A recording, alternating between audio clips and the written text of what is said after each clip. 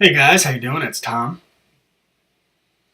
Yesterday I uploaded a video onto YouTube titled YouTube Censorship: The Weaponization of Hate Speech. Upon upload, I received a notification from YouTube that due to copyright infringement, my video had been blocked worldwide. So I looked into it, and the alleged copyright infringement was over a 3-minute clip I used of an interview between Cathy Newman of Channel 4 in Britain and Dr. Jordan Peterson.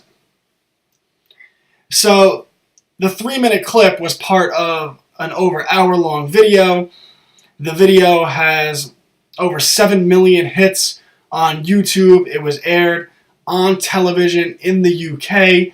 And if you type Cathy Newman and Jordan Peterson interview into YouTube, you find that many different content creators have used clips from the interview in videos they put up on their channels. Not to mention the political nature of the interview. So I decided to challenge YouTube. I challenged the copyright claim, said that the interview is fair use due to its political and public nature, and that my video should be allowed to go forward because I think the content within it is very important. The message is very important to really all of Western civilization.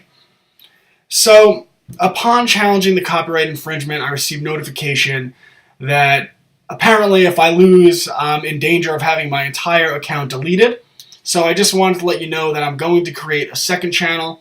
It's going to be called Tom Anderson in case my first channel gets deleted.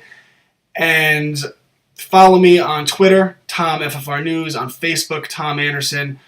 FFR News also is a channel on Facebook or a page, and Tom Anderson on Steemit and Gab, just in case they delete my channel. So the video I posted was about YouTube censorship. Last week, the Alex Jones channel, Ashton Whitty, the Military Arms channel, Dr. Jerome Corsi, and Sargon of Akkad all received strikes or had their accounts temporarily suspended before they were unsuspended following public outrage. And this has become known as the YouTube purge. Now, Jones and Whitty, the justification for the strikes they received and their suspension was that they had posted about the Parkland school shootings. The Military Arms channel obviously posted pro-Second Amendment stuff. Dr. Jerome Corsi, they didn't give him justification. Sargon of Akkad, they didn't give him justification. But I think the real purpose behind what happened was to send a message to all content creators, because Alex Jones and Sargon of Akkad especially have millions and millions of subscribers between them. And if they can be suspended, if their accounts can be deleted, that sends a message to all other content creators. You better self-censor or we will suspend your account, delete your account. And as someone who does this, a tremendous amount of time and effort goes into building up an audience, to creating content, and to maintaining a YouTube channel. So it's a warning to all YouTube creators to self-censor. Now, the other aspect of that is the actual content, right? What content was censored? Well, Alex Jones and Ashton Whitty posted about the Parkland school shooting, and YouTube said that they were paneling conspiracy theories. I'm not saying there's a conspiracy theory that happened or not, but what authority has the right to say that they are the only ones who get to declare what truth is, right? Because the mainstream media, the government, the media, they didn't report that students from the school said that there were second shooters, that a teacher from the school said that there was a second shooter dressed in SWAT gear shooting at the children. Now, I'm not saying there was a conspiracy, but the mainstream media didn't even report that, right? They'll tell you what truth is. Don't worry. You don't get to make up your mind for yourself. Be a good little slave. Don't think for yourself. Just look at how they pushed for the censorship of gun control afterwards, right? The CNN had a town hall where they had all these students on national television who were victims of the Parkland shooting, calling for gun control, blaming the government, blaming the NRA, blaming the Second Amendment. And then we later found out that CNN, the mainstream media, had censored victims from the Parkland shooting who were actually pro-Second Amendment and said that, and who thought that the proper response would be to arm the teachers.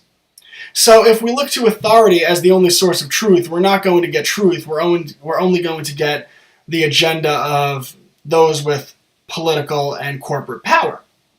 And of course, arguments for censorship, they really don't stand up, because if the truth is on your side, right? If CNN, YouTube, the mainstream media are so certain that the truth is on their side, then they should have such overwhelming facts that even if someone challenges those facts, it doesn't matter. People will say, oh, well, look at these facts. CNN's telling me the truth. YouTube's telling me the truth. Facebook is telling me the truth.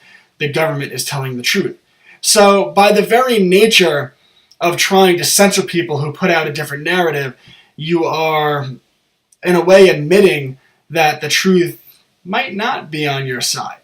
So it really doesn't matter if we agree with Alex Jones, if you think he's a kook or pushes conspiracy theories. I'm not saying that's what I think about him, just I know a lot of people. He's a polarizing figure. It doesn't matter. If there's censorship, then in the end, the truth is losing, even if you're censoring people who are allegedly pushing fallacies or false truths, right? I mean, I would never call for the censorship of CNN, but I've talked about ad nauseum the amount of propaganda and lies they spew to the detriment of the American people. So, YouTube recently brought in the Southern Poverty Law Center and the Anti-Defamation League to partner up and censor extremist content and hate speech or online bullying on YouTube. So hate speech is the justification that they use to give strikes and take down people's YouTube channels. And this is something we've seen before. If you look what's happening in Europe, right? In England, the police spend more time investigating people who criticize Islam than they do investigating people who are actually planning terror attacks. In France, Marine Le Pen, who was nearly the president, is currently facing charges of up to 3 years in prison for drawing attention to the violence committed by ISIS, because under French law, bringing attention to violence committed by ISIS is considered a form of hate speech. In Sweden, if you criticize the immigration policies of bringing in refugees from the Middle East, many people are being arrested under the guise of hate speech. In Germany, you are not allowed to criticize the country's immigration policy online, even if you're the media or politicians. And if you do, you are charged with a crime or fined for hate speech, and all social media networks in Germany can receive millions of dollars in fines if they allow anyone to post anything criticizing the immigration policy of the government of Germany. Now, hate speech is used because the ruling class wants you to assume benevolence. They can't come out and say, we're censoring speech that challenges our political agenda, because the public would be outraged by that, right? We're censoring anyone that goes against the goals and objectives that we are trying to achieve. And we are the ruling class, we have all the power, we have all the authority. That would be met with outrage. So they want the public to assume benevolence, a disposition to do good. So they say, oh, well, we're censoring speech that is hate speech to protect minorities from the hatred of the majority. This way, if enough people agree with the government, buy into the argument that the government is censoring hate speech to protect the minority from the hatred of the majority, the government is able to gain a mandate from the people to censor speech, to censor political dissent. Of course, that's harder to do in the United States of America because we have the First Amendment, which guarantees freedom of speech. So in order to get around this, the government partners with corporations like Facebook, Google, YouTube, Twitter, to subvert the First Amendment and censor speech under the veil of hate speech using the European model. Now, when we started this talk, we started with Jordan Peterson. Well, when Peterson originally broke onto the scene, he was an unknown professor, a psychologist in Canada. And there was a new law passed in Canada of compelled speech, which basically stated that professors within universities had to use preferred pronouns by transgender people. So if someone identified as a woman, you had to call her she. If someone identified as a man, you had to refer to him as he or Mr., whatever it might be. Now, Peterson had always done this, but he stated that he would not do this if it was compelled speech by the government. And if you saw in the beginning clip of the video I released yesterday, he states, well, yeah, the government said they were mandating speech to protect transgenders. What the government was really doing was attempting to set a precedent. A precedent that you have the right to criminalize hate speech, because once you set that precedent, you're able to apply it to other areas. Now, using Jordan Peterson as an example, let's say that the government has the right to declare something hate speech, and the government can define what hate speech is. Well, feminists always argue that there is a 9% pay gap between men and women, and that this is solely because men are the oppressors, women are the oppressed, and that the world is structured as a patriarchy. Well, Peterson came along and said, no, if you look at the scientific research, the well-established scientific research, there are differences, biological differences and personality traits on average, of course there's exceptions to every rule, between men and women, and there's an 18-factor multivariance analysis that actually accounts for the difference in pay gap between men and women, and gender bias is actually a very little percentage of that multivariant analysis. So that Peterson's basically saying that differences between men and women account for the difference in pay and not because of the patriarchy. And he actually points out, if you look at fields such as education and medicine, they are dominated by women because men and women make different choices. Women tend to go into fields that are more people-oriented, more social, such as medicine, such as teaching, and men typically, or not typically, but are more likely to make the personal choice to go into something like engineering, computer engineering. Think James Damore. This is what he tried to point out, that Silicon Valley, right, YouTube, who apparently is the most progressive, which I've argued to nauseam is regressive, culture there is, goes out of their way to try to hire as many minorities and specifically women as possible, yet there's very few women in Silicon Valley. Well, if they're going out of their way, even discriminating against people like James Damore, discriminating against white men or men in favor of women, and they're still not women, that's because there's not enough women applying for those jobs because women don't generally pursue that type of job, not because they're not capable. So this is what Jordan Peterson points out. Now, there may be flaws in the argument. I mean, we could talk about that another day. That's not what this video is about. But the point is that he can make the argument. Well, once you set the precedent that the government could declare something hate speech, they could just declare that Jordan Peterson is putting forth a hateful argument of the patriarchy, and anyone who tries to bring up this scientific data is actually pushing hate speech, so you can't make that argument.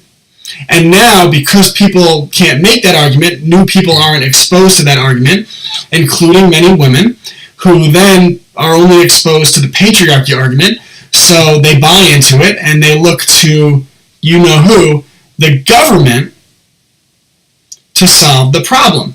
And then once they look to the government to solve the problem, they give the government the authority to weasel its way into the workplace, control what's going on within private businesses, private-owned businesses, which of course is always a goal of the socialists, of the communists, and to grow government through taxation, through welfare programs, and through reproductive health care, stuff of that nature. So giving the government the authority to censor speech is very important, because ultimately what it does is it creates a voting bloc that will transfer power and wealth away from individuals and to the government. And this is why they want control over speech. This is why all totalitarian regimes always censor speech. And of course they don't do it in a way of, oh, we're malevolent, we have bad intentions, we want to censor political dissent, which is, of course, censorship is always about censoring political dissent. No, this is out of benevolence. This is about protecting minorities from hate speech. I mean, look at what we described in Europe. It's fine to have immigration and to have an open conversation about immigration, but people who criticize the immigration policies of Germany, of Sweden, are locked in prison cells. And again, the government is using hate speech to protect their political agenda, to bring in third world populations who generally vote for bigger government and transfer money and power away from the people, away from individuals, and to the government. Censorship of hate speech is sold to the public as a way of protecting minorities from the hatred of the majority. In reality, it is used to protect the agenda and the corruption of the ruling class from being challenged and exposed.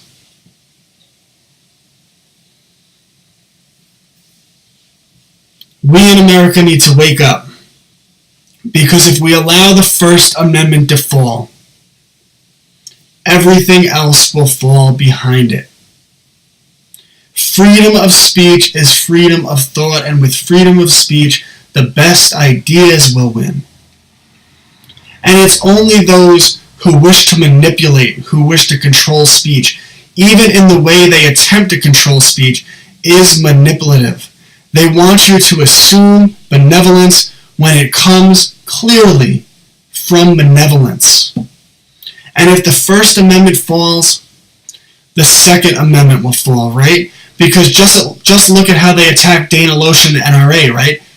They say, oh, well, she represents the NRA, she wants dead children. Well, of course Dana Loesch doesn't want dead children. She believes in gun rights. And these arguments can go on and on and on to grow the government, to transfer power away from the individual, to transfer money away from the individual, to transfer rights away from the individual, and transfer them to the state and the corporate oligarchy that rules over the United States of America.